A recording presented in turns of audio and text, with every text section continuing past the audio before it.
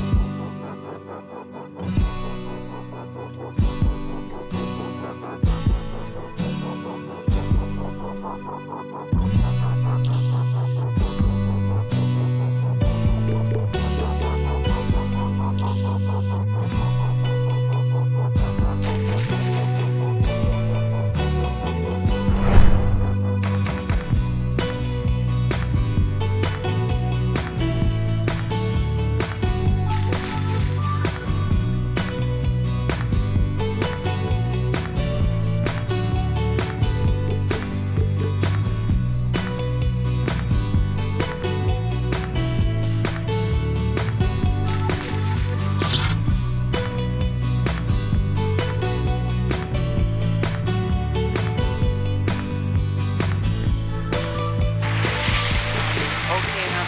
กราบสบายดีท่านผู้ชมทุกท่านพบกับ MBT สารวันเนาะ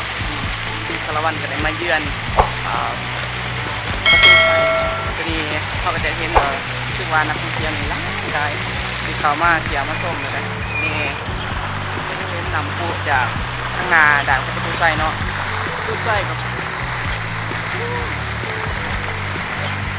ที่เป็นอีกสถานที่หนึ่งของคนลงวิจันทร์ที่ได้มีนักท่องเที่ยวบอกว่าภายในหรือต่างประเทศที่เขาต้องการมาเที่ยวมาชมมาเยี่ยมมายามทางใครที่มานครหลวงวิจันทร์แล้วบอกว่าเขามายามบอกว่าเขามาเยี่ยมมาชมประตูไซนี่ก็คือว่ามาหอดนครหลวงวิจันทร์เนาะก็เลยคือว่านักท่องเที่ยวหลายเดี๋ยวเขาจะขึ้นไปเบิ่งด้านเทิงของประตูไซเลยเนาะกันเลย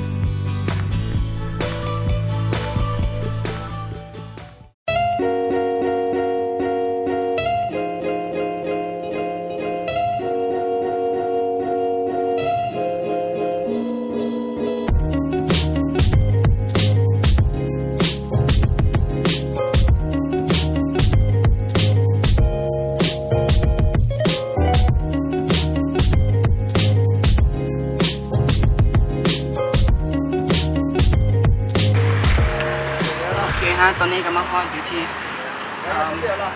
เรื่องของประตูไซแล้วเนาะจะสามารถแนมเห็นของตัวเมืองเวียงจันทร์ของโรงเวียงจันทร์เลยเราจะแนมเห็นเรื่องด่านดุลของสระของตลาดประตูไซก็ถือว่าสวยงามหลาย